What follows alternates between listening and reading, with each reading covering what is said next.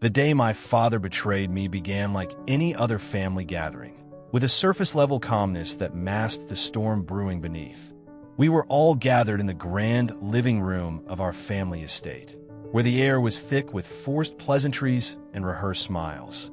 My stepmother, Meredith, moved about with her usual poise, arranging fresh-cut roses in a delicate vintage crystal vase, the soft thud of the stems being placed against the glass breaking the silence like a strange, melodic hum. My father, on the other hand, paced restlessly near his mahogany desk, glancing frequently at his watch, each look a subtle reminder of the urgency he was feeling but refusing to share. I was Hannah, his daughter. For the past 3 years, my life had been dedicated to working alongside him, learning the ins and outs of the company he had built from the ground up. Early mornings, late nights, endless meetings, everything I did, every ounce of energy I put into this business was with the unwavering belief that one day it would all be mine. I had an MBA. I had a deep understanding of our clients and suppliers. My name was supposed to be the one carrying the weight of the company's legacy, and I believe my father had made that promise to me. Even if it was never spoken outright, it was understood. But that afternoon, everything changed, and that promise, the one I had worked so hard for, died. "Everyone, please take a seat," my father said, his voice carrying that familiar sternness I had always respected. The room seemed to tighten with the weight of his words, the air growing thick with anticipation.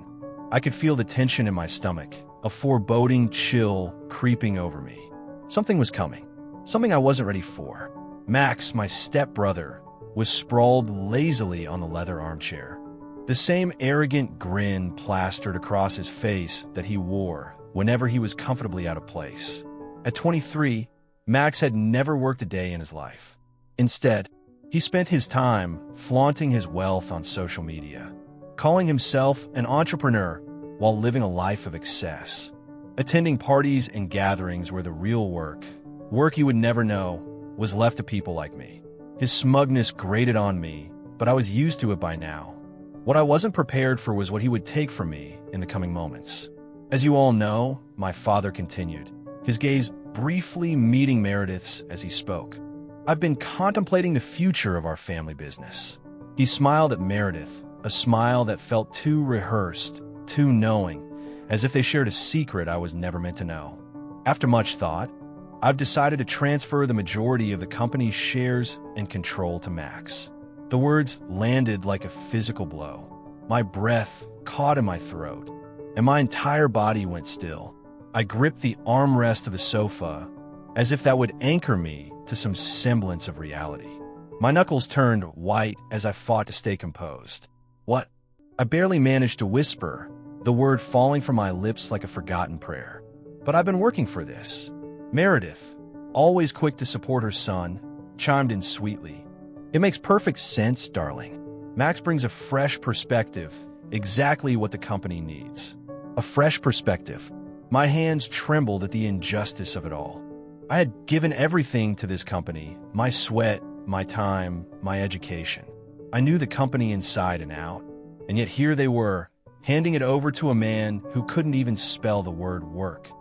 "Dad," I said, struggling to keep my voice steady, my words faltering as the tears I fought so hard to keep in check began to well in my eyes.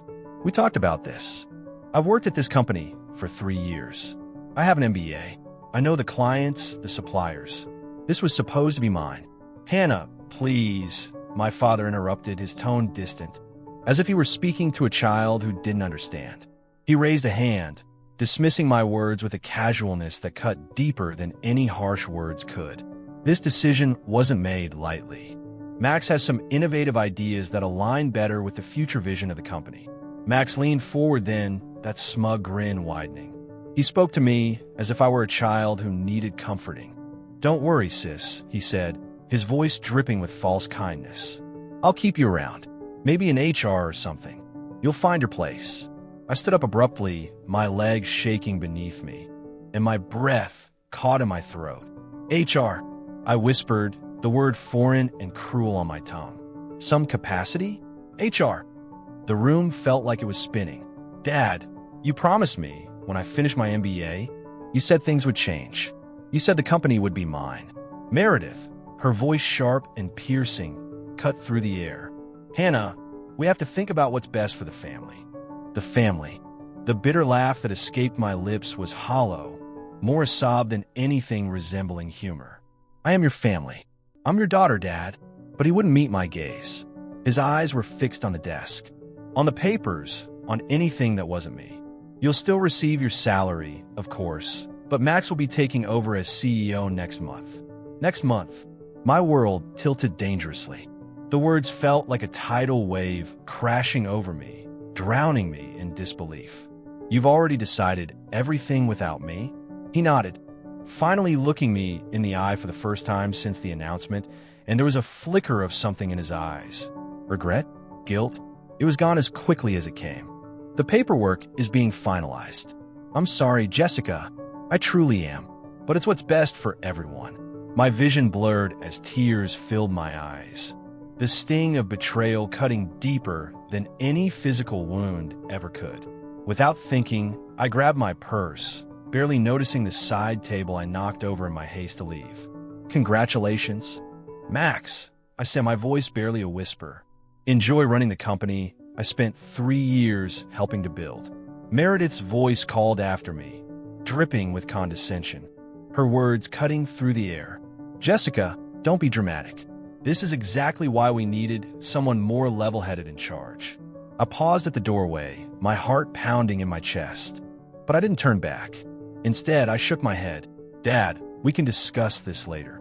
But my voice, soft as it was, carried a weight that I knew he understood. No, I said, almost inaudibly. We won't. I walked out of that house with my head held high. But as soon as I reached my car, I let the tears fall. Every dream I'd worked for, every ounce of hope I'd poured into that company was gone. The betrayal wasn't just in the decision. It was in the coldness, the lack of apology, the absence of any empathy from the man I had once called my father. I wanted to scream. I wanted to shatter everything. But instead, I sank into my car, the weight of it all pressing on me like 1,000 tons. The life I had known was gone, and I didn't know who I was supposed to be anymore. As I sat behind the wheel of my car, the weight of everything that had just happened pressed heavily on my chest. My phone buzzed with a message from Sarah, the one person who always knew how to reach me, no matter the distance or the situation. How did it go? I ran my fingers over the steering wheel, staring at the screen for a moment as I fought back the tears that were still threatening to spill. I typed back, the words feeling like they had been carved from stone, each one heavier than the last. They gave everything to Max, everything I worked for, everything Dad promised me. I felt a tight knot form in my throat as my hands gripped the wheel, trying to steady the tremble in my fingers. I knew Sarah would be worried, and I didn't want to drag her into this any more than I had to. But the truth felt like a weight I couldn't carry alone. The phone buzzed again almost immediately. I'm coming over. Don't do anything stupid before I get there. I didn't know if I could promise her that. I didn't know what I might do next. The anger and betrayal swirling inside me like a storm. But Sarah was right about one thing. She was here for me, and I wasn't alone. I had to keep it together. I had to.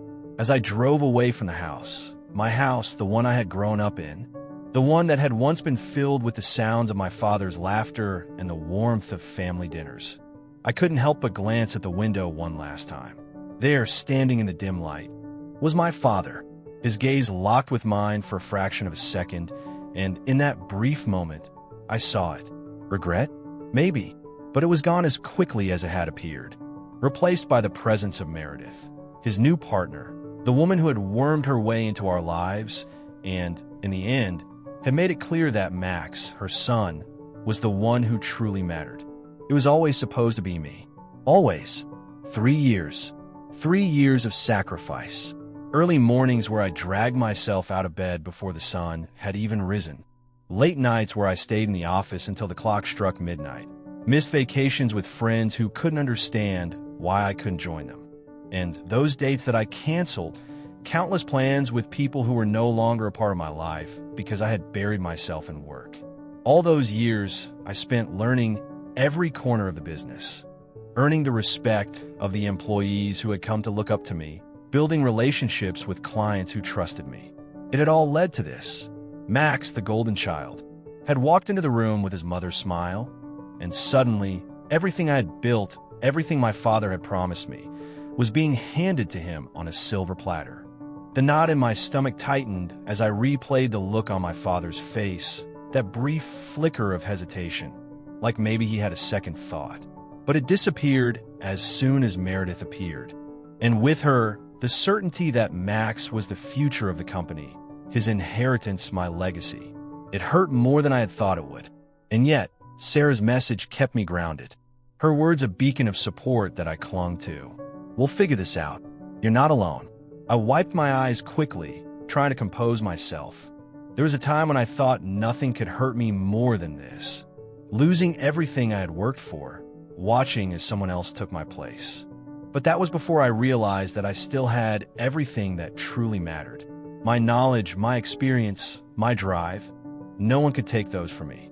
They wanted to push me aside, to make me feel like I wasn't worth their time or attention. Fine. They wanted to hand over the reins to Max, the one who had always been the favored son. Fine. But they were about to learn something the hard way. They were about to learn that I was my father's daughter in every possible sense. I had the heart of a fighter, and I wasn't going down without a battle. The road ahead wasn't going to be easy. It wasn't going to be fair. But I had made it this far on my own, and I could keep going. I would rise from the ashes of this betrayal and show them what I was truly made of. I wasn't done yet. Not by a long shot. And I wasn't alone. Not as long as Sarah was by my side. 3 days later, I found myself sitting across from Robert, the family lawyer, in his office. The room was a sanctuary of law books, the shelves towering like silent witnesses to decades of legal history. The scent of old leather filled the air, mingling with the quiet hum of the world outside.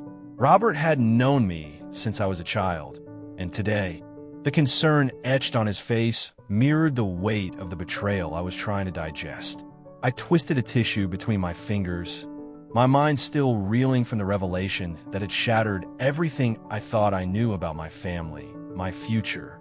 I don't understand, I said, my voice barely above a whisper. How could he legally do this?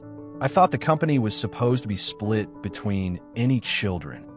Robert removed his reading glasses slowly, rubbing the bridge of his nose as though the conversation was weighing heavily on him too. He sat back in his chair, his expression grave. Your father restructured the company's ownership last year. He explained, his tone measured but firm. As the majority shareholder, he has the right to transfer his shares to anyone he chooses. The word struck like a blow to my chest. The betrayal, the cold calculation, it all suddenly became clearer. So, he'd been planning this? My voice faltered, a quiet sting of realization settling deep inside me. Robert's gaze softened, but his answer was simple. Yes. A silence stretched between us, thick and suffocating. The world outside seemed to blur as my mind raced, grappling with the enormity of what Robert had just revealed. But then, just as I thought I might suffocate in the weight of it all, Robert's voice broke through again, softer this time. There's something else you should know. Something about your grandmother's will. I froze. My grandmother had passed away 5 years ago, and I had always believed that her wealth, everything she had worked for, had been passed on to my father. But this sudden mention of something I had no knowledge of left me uneasy. Robert opened a thick folder with the kind of deliberation that suggested this information wasn't just important. It was crucial. He placed it in front of me, his fingers brushing the edge of the paper with a care that made my stomach churn. Your grandmother was quite perceptive about the future, Jessica. She had her concerns about your father's marriage to Meredith. I leaned forward, suddenly alert, desperate to understand. What do you mean? Robert pulled out a document from the folder, and I could feel my heart pounding in my chest. The paper was crisp, the ink dark and precise. He slid it across the desk to me. Your grandmother set up a trust fund in your name, with very specific conditions. I reached for it, my hands trembling slightly as I unfolded the paper. As I scanned the document, my breath caught in my throat. $2 million? I whispered to myself, the words barely audible. But why didn't I know about this? Robert's voice was calm, almost too calm, as he responded. Your grandmother's wishes were clear. You could only access the money if you started your own successful business by the age of 30. She wanted you to create something, not inherit it. She believed in entrepreneurship. I blinked, my mind struggling to process what I was reading. $2 million. The number seemed to swim in front of my eyes. The magnitude of it was almost too much to comprehend. Does Dad know about this? Robert shook his head, the lines on his face deepening with the weight of the secret he was about to reveal. No, your grandmother wanted this information to be revealed to you only if you were ever disinherited. She foresaw this possibility. Jessica. I sat back in my chair, the shock of it all hitting me like a tidal wave. She knew. I murmured, more to myself than to Robert. She knew something like this might happen. She did, Robert said quietly, his voice carrying the somber weight of years of legal knowledge, of seeing families torn apart by greed and betrayal. She knew exactly what your father was capable of. I felt the world shift around me, a strange mix of anger, sadness, and something else, something I hadn't expected. Hope. My grandmother had believed in me. She had believed that I could rise above the shadows of betrayal and create something of my own, something meaningful. $2 million, I whispered again, this time with a different tone. This time, it was with the faintest trace of something else, determination. That's enough to start something real. It is, Robert agreed, his voice soft but knowing. But Jessica, this won't be easy. Starting a business never is, trust fund or not. You'll face obstacles, setbacks, moments when you want to quit. I stood up suddenly, a surge of energy rushing through me, pushing away the numbness I had been drowning in. My fingers gripped the edge of the desk, my mind racing with possibilities. Nothing worth doing ever is, I said, the words leaving my mouth with a new sense of clarity, of purpose. For the first time in days, the fog that had clouded my mind began to lift. My grandmother had left me more than just money. She had left me a challenge that, despite the betrayal, I was now determined to accept. I wasn't going to be defined by what my father had taken from me. I was going to create something of my own, something that no one could ever take away. The weight of the past would always be there, but now I had a new path ahead of me, and no matter how hard it would be, no matter the obstacles that awaited, I knew one thing for certain. I was ready to fight for it. The road ahead stretched out before me, unclear and daunting, yet filled with the promise of something new. I knew that the journey wouldn't be easy, but what choice did I have? The decision had already been made, though not in the way my father or Max had intended. Their expectations, their plans for my future, had been cast in stone long before I could even speak my first words. But now, as I stood on the threshold of something completely different, I realized I no longer had to follow their path. 3 years, 3 long years spent at the company, where I had learned the ropes, where I had been molded to fit the vision of others. In that time, I had come to understand something fundamental about success. It's not something that can be handed down like a family heirloom. True success isn't inherited. No matter how many resources, how much money, or how many connections you have, none of that guarantees anything. What truly matters, the only thing that truly matters, is what you create, the work you put into the world, the legacy you leave behind, and the dreams you dare to chase. In the quiet moments, away from the company's busy corridors and the suffocating weight of expectations, I found clarity. I had spent so much of my life trying to fit into a mold that was never meant for me. I tried to live up to the standards set by my father, a man whose vision of success was rigid, a man whose love was often cloaked in silence, reserved only for the achievements he could point to, the titles he could boast. And Max was always there, a mirror reflecting my father's desires, pushing me to follow a path I was never truly ready to take. But with every step I took in that world, something inside me grew weaker, until I realized I was suffocating under the weight of other people's dreams. And that's when everything changed. That's when I realized I didn't have to follow in anyone's shadow. I didn't need to follow their script. I had a chance, finally, to write my own story, one that was completely mine, one that came from my own heart. It felt like freedom. There was fear too, of course. Fear of failure, fear of the unknown. But it wasn't the kind of fear that would keep me paralyzed in place.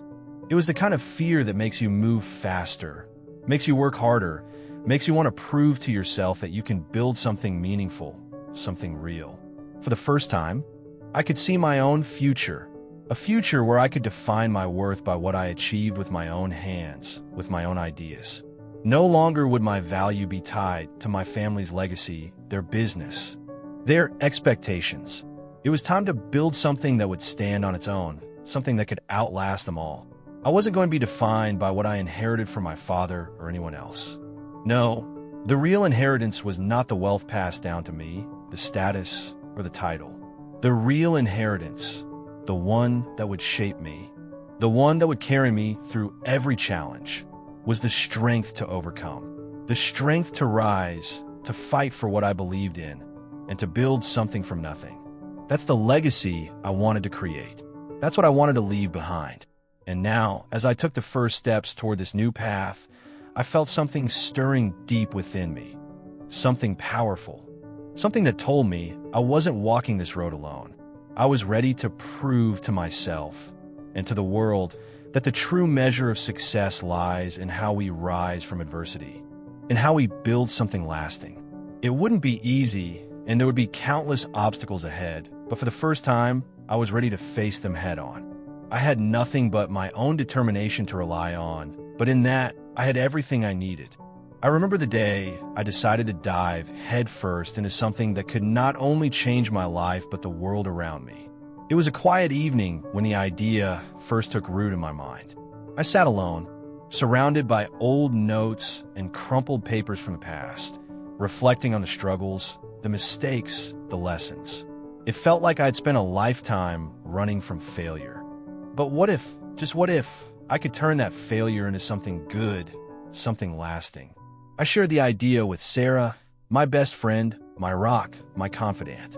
She had always been there for me, through thick and thin, from the late-night talks about our dreams to the endless cups of coffee as we planned our futures. When I told her, her eyes lit up with excitement. Together, we had always been a team. She was the brains, the one who could think 3 steps ahead, while I had the passion and drive to make things happen. This time, though, we both had our eyes set on one goal: creating an eco-friendly business that could make a real difference. We spent days, weeks, even brainstorming, sketching out ideas, and exploring every avenue. Our vision was clear: Green Shift Solutions, a company focused on providing sustainable packaging solutions to businesses. It seemed like such a simple concept, but we knew it was more than just the product. It was about shifting the way the world thought about packaging, about waste, about sustainability. Sarah and I burned the midnight oil, making countless calls to suppliers, researching industry trends, and connecting with experts in the field. I can still remember the sound of the phone ringing as we reached out to potential partners, the nervous excitement building with each conversation. But despite the setbacks and challenges that came our way, we kept pushing forward. We were determined to create something that would stand the test of time, something that would leave a legacy. The real turning point came when we landed our first major client, a national restaurant chain. The moment we signed that contract, I felt a rush of emotions: pride, relief, and an overwhelming sense of achievement. This wasn't just a business deal. It was a validation of everything Sarah and I had worked for. It felt like the universe was finally recognizing our efforts, like we were being rewarded for the countless sleepless nights, the sacrifices, and the endless planning. But more than that, it was personal. I wasn't just proving something to my father or to Max. Those 2 figures from my past, who had always been skeptical of my abilities, didn't matter anymore. I wasn't building this for them, for their approval. I was building it for myself, for the woman I had become through all the struggles, the losses, and the heartaches. I had learned the hard way what it meant to lose everything: my home, my reputation, my sense of security. But now, I was building something meaningful from the ground up, something that had purpose. As Green Shift grew, so did our reputation. The industry began to take notice. At a major sustainability conference, I was invited to speak on a panel about eco-friendly innovations in packaging. It was one of those moments where everything came full circle. I stood there in front of a room full of experts, entrepreneurs and business leaders, my heart pounding in my chest. I could see Max and my father standing off to the side, their presence unmistakable, their gazes sharp and judgmental. They were there, watching, waiting for me to fail. But in that moment, I didn't feel fear. I didn't feel the weight of their skepticism. Instead, I felt strength. Their attempts to undermine me, to downplay my efforts, only fueled the fire inside of me. I wasn't going to back down. I wasn't going to let their doubt define me. I was proving something bigger than that, something to myself. The interviews came one after another, my words flowing more confidently with each passing question. The more I spoke, the more I realized just how far I had come. I had gone from being the girl who lost everything to the woman who was building something meaningful, something that could change the world. When I looked back at the journey that had brought me here, I could hardly recognize the person I once was. The road had been long, filled with twists and turns, but with each challenge I faced, I grew stronger, more resilient. I had faced my fears, my failures, and my doubts, and I had come out on the other side, not only surviving but thriving. As I stood there at that conference, speaking about green shift solutions and the future of sustainable packaging, I knew one thing for sure. This was just the beginning. The world was changing, and I was ready to be a part of that change. No longer just a dreamer, but a doer. And with Sarah by my side, there was nothing we couldn't accomplish. The future was ours to shape. Months passed, and the day the news broke was a quiet one, almost like the calm before the storm. Max's company, the one my father had built, the empire they had all poured their blood, sweat, and ambition into, had collapsed. The cause? A devastating mix of mismanagement, neglect, and environmental violations. I could feel the weight of it all even before I read the headlines. It had been inevitable, really. There were cracks in the foundation long before they started crumbling, and now those cracks had split wide open. The company was drowning, and there was no one left to throw them a lifeline. The once proud leaders, my father, the man who had built this empire, and Max, his trusted partner, were now facing the consequences of their own decisions. I had watched it all unfold from a distance. While they were still riding high, I had distanced myself, quietly building my own path. I wasn't naive. I knew what was coming, but I chose not to intervene because at that point, I didn't believe I could save what they had already broken. Then, one afternoon, the unexpected happened. I was sitting in my office, a quiet moment in between meetings when the door opened. It was my father and Max. Their faces were drawn, their shoulders slumped as if they carried the weight of the world. They were different, unrecognizable in their defeat. My father, once the titan of industry, looked fragile. His once sharp suit hung awkwardly from his thinner frame. Max stood beside him, equally deflated, his usual air of arrogance gone. They needed my help. I could see it in their eyes. That desperate plea. They wanted me to come back, to help save what was left of the company. They wanted me to fix it, to pull them out of the wreckage they had created. But something inside me had changed. I had already moved on. I built something of my own, I said, my voice steady. I'm not interested in saving what's already fallen apart. You made your choice, and now you have to live with it. I could see my father's face harden for a split second. The anger that used to live there, the same fire that had driven him to succeed, flicker in his eyes. But then there was a shift. His face softened, and I saw the weight of his mistakes, the burden of years of arrogance and ambition that had led them to this point. For the first time, he wasn't the man who demanded respect. He was the man who was asking for it. And for the first time, I saw him as just a man, not a figure on a pedestal, but someone who had failed and was now reaching out for help in a way I had never seen before. I was wrong, my father said, his voice quieter now. I see that now. I made a mess of things, and I can't fix it on my own. I don't know what else to do. There it was, the admission of guilt, the vulnerability I had always longed for but never thought I would see. And yet, I felt nothing for it. No sympathy, no desire to reach out and fix things for him. It wasn't because I didn't care, it was because I had already found my own way. I had built something better. He reached into his pocket and pulled out a small envelope. It was a simple gesture, but I could tell it carried weight. Inside was the deed to his remaining shares in the company. "I'm giving you everything I have left," he said, his voice barely above a whisper. "Take them. You're my only hope." But I refused.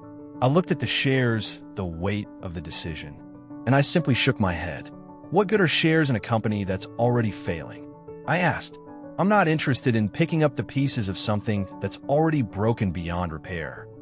For a moment, there was silence. Max looked away, unable to meet my eyes, while my father stood there, crushed by the weight of my refusal. But I didn't flinch. I knew what I had to do, and I couldn't go back.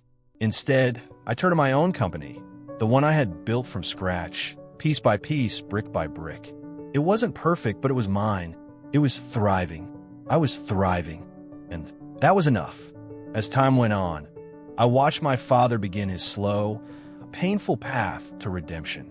He started speaking out about the mistakes he'd made, publicly acknowledging his wrongdoings, try to make amends in whatever way he could.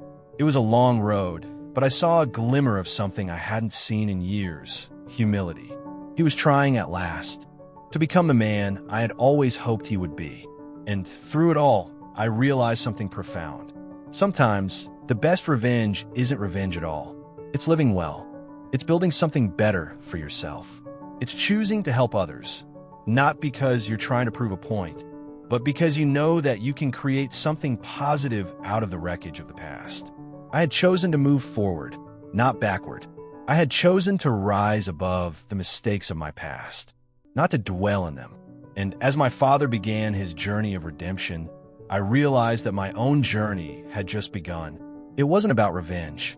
It was about living on my own terms, about forging a path that was mine, and mine alone. And in the end, that was the only victory I needed.